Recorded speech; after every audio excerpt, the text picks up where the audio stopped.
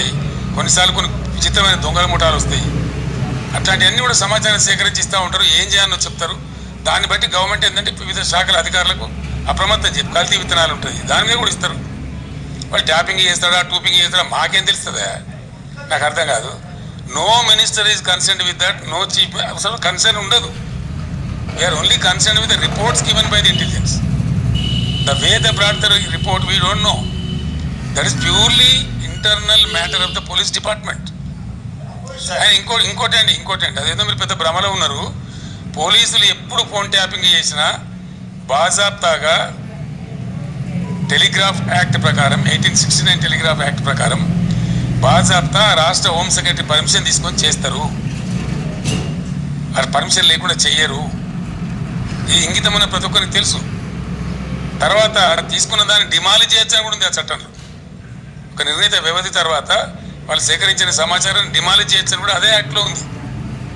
ఇది తెలియకుండా అదేదో పెద్ద భయంకరమైన వ్యవహారం అన్నట్టు, దాని ఏదో తోకమట్ట మేము ఏదో కొండంతో వెలకబట్టుకున్నాం అన్నట్టు ఏమి బట్టి ట్రాష్ గ్యాస్ దాంతో ఏం అయ్యేది మీరు భ్రమలు ఉండకండి. సార్, తెలంగాణ ఉద్యమ సమయంలో 2001 నుంచి 2014 దాకా కేసీఆర్ కుటుంబ సభ్యులకు పారాగాన్ చెప్పులు వేసుకోనేటువంటి వ్యక్తులు అదే సమయంలో డీజిల్ పోసుకుందామన్నా కూడా కారుకు అట్లాంటి పరిస్థితులు ఉన్నటువంటి వారు ఈరోజు లక్షల కోట్లు సంపాదించారు. వాళ్ళ డబ్బులంతా స్వాధీనం చేసుకుంటామని పదే రేవంత్ రెడ్డి చెప్తున్నారు. చాలా సంతోషం, చేసుకోమని వెంటనే అర్జెంటుగా చేసుకోమని చెప్పాలి. పారాగాన్ చెప్పులు లేకుండా నేను ఉంటేనా రేవంత్ రెడ్డి ఉండేనా ప్రజలకు తెలుసు కదా. పారాగాన్ చెప్పులు లేకుండా ఎవరు అనేది అందరికీ తెలుసు కదా. దేశంలో ఎవరు భూ కబ్జాదారు, ఎవరు బ్లాక్ మెయిలరు, ఎవరు ఓటుకునే కేసులో పట్టుబడ్డరు, ఎవరు దొంగదందాలు చేసిండ్రు, ఎవరు భూమాఫియా అందరికీ తెలుసు రాష్ట్రంలో. మాకు పారాగాన్ చెప్పులేని ఫ్యామిలీ అండి మాది. Sir Srinivas sir, city Vijayan గతంలో రైతులకు ఉచిత ఎరువులను ఒక హామీ ఇచ్చారు. మీరు చాలా సంతోషపడ్డారు, ఆశపడ్డారు రైతులు. అయితే ఆ నినాదం మళ్ళీ ఈ మధ్య తెర మీద తేవట్లేదు. కాదు బ్రదర్, బేసికల్లీ అది కరెక్ట్ కాదు. ఎందుకంటే మేము ఏం చేసినామంటే రైతుకు సహకారం అందించాలా, పెట్టుబడి సాయం చేయాలని మేము ప్రయత్నం చేసినాం. ఆ టైంలో ఏం జరిగిందంటే యూరియా బస్తాలు ఇద్దామని కొంతమంది చెప్పారు. ఒక సలహా, ఇట్ వాజ్ అండర్ డిస్కషన్, నేను ఎప్పుడు చెప్పలేదు, ఇట్ వాజ్ అండర్ డిస్కషన్. తర్వాత అశోక్ గులాటి గారు అని చెప్పి చాలా ప్రామినెంట్ ఆగ్రో ఎకానమిస్ట్ ఈ దేశంలో, ఇంటర్నేషనల్ ఫేమస్ కూడా ఆయన, ఢిల్లీలో ఉంటారు, నాకు మంచి ఫ్రెండ్. ఆయన నేను అడిగిన, మేము చేద్దాం అనుకుంటున్నాం, వితౌట్ ఆ గవర్నమెంట్ సపోర్ట్ ఇలా వ్యవసాయం నడిచే పరిస్థితి లేదు. అనేక దేశాలలో గవర్నమెంట్ సపోర్ట్ చేస్తూ ఉంది, మన దేశంలో ఉల్టా ఉంది. మా రాష్ట్రంలో మేము చేయాలనుకుంటున్నాం కొత్త రాష్ట్రం అని చెప్పి ఆయన సలహా అడిగింది. ఆయన ఏం చెప్పినట్టు బ్రదర్, నాకు నువ్వు యూరియా బస్తాలు ఇస్తావు, వానాకాలం వేసుకుని 4 మిగిలి ఉంటాయి ఆయన దగ్గర, నువ్వు మొత్తం ఇస్తావు ఈ పంటను.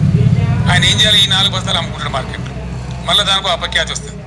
కాబట్టి ఇట్లా వద్దు, నువ్వు ఎంత ఇస్తావో నీ స్టేట్ కిట్టి ఎంతవరకు పర్మిట్ చేస్తావో నాకు తెలియదు. నువ్వు చేయదలుచుకున్న సహాయం క్యాష్ రూపంలో చెయ్యి. ఏం చేయదలుచుకున్నావు, 1000 ఇస్తావా, 2000 ఇస్తావా, 3000 ఇస్తావా నీ ఇష్టం. కానీ ఆ డబ్బుకు అతను ఓనర్ కావాలి.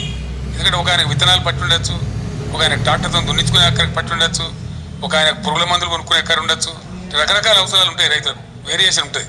కాబట్టి నువ్వు ఇచ్చే కాడికి క్యాష్ ఈ బస్తాలు ఇచ్చి మళ్ళీ వాళ్ళు అమ్మేసుకొని అవసరం లేని వాళ్ళు అమ్మేసుకొని ఇవన్నీ ఇబ్బంది జరుగుతుంది అని చెప్తే ఎరువు బస్తాలు ఆనాడే ఫుల్ స్టాప్ చేసినాం.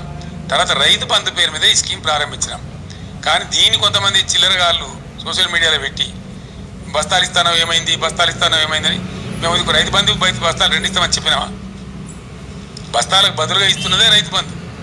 దాంతో ఎవరికి అవసరం, ఒక ఆయన విత్తనాలు కొనుక్కుంటాడు, ఒక ఆయన పురుగుల మందు కొనుక్కుంటాడు, ఒక ఆయన ఎరువులు కొనుక్కుంటాడు, ఒక ఆయన ట్రాక్టర్ దున్నకానికి పెట్టుకుంటాడు, ఒక ఆయన నాటేయించుకోవడానికి పెట్టుకుంటాడు. రకరకాల అవసరాలు ఉంటాయండి. ఆయన అవసరాన్ని బట్టి ఆ డబ్బును ఆయన వాడుకుంటా ఉన్నాడు. దాని ఫలితమే మనం 3 కోట్ల పైచిలు ధాన్యం పండించినాం, పంజాబ్ని తలదనినాం. మీరు అడిగిన మంచి క్వశ్చన్ అది, నాకు కూడా ఎక్కడైనా చెప్పాలని ఉండే. మీ క్వశ్చన్ ద్వారా ఇప్పుడు క్లియర్ అయిపోయింది. I'm thankful to you.